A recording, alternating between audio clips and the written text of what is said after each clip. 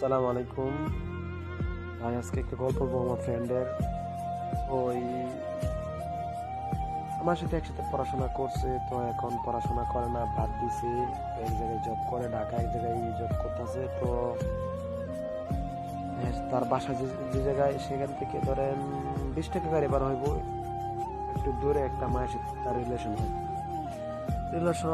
হইলে প্রায় তাদের মধ্যে ভালো রিলেশনই হয়েছে, অনেক গভীরে, মানে একজনের ছাড়া আর যে চলে না এরকম রিলেশন হয়েছে।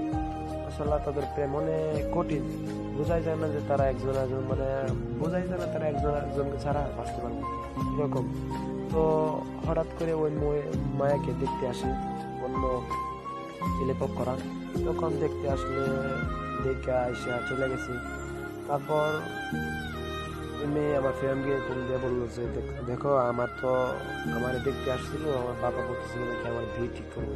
তখন বলছে যে তুমি একটু কিছু করো। তখন আমার ফ্রেন্ডে যখন এই কথা বললো, তখন আমার ফ্রেন্ড যাইয়া তার ফ্যামিলিকে জানাইলো যে আমার মেয়ে পছন্দ আছে, তোমরা খোঁজখবর নাও। তখন তারা খোঁজখবর নিছে, মেয়ের বাসায় গেছে, যাইয়া দেখলো মেয়েরা গরিব, মেয়ের বাবাই কাজ করে, বলতে মেয়ের বাবাটা গরিব, তো রিস্কা চালা।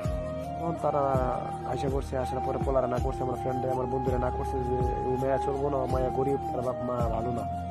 তখন আমার ফ্রেন্ডও তার ফ্যামিলির দিকে তাকাইয়া মায়ের ইগনোর করতে শুরু করে। ইগনোর করতে করতে এখন এমন এক পর্যায়ে গেছে যে মায়াটারে ইগনোর করতে করতে মায়াটা সত্যি ভালোবাসছিল মন দিয়ে, কিন্তু বাট হ্যাঁ তো মন দিয়ে ভালোবাসছে না। এখন মায়াটা অন্যরকম হয়ে গেছে, কিরকম জানি পাগলের মতো হয়ে গেছে, ঠিক আছে।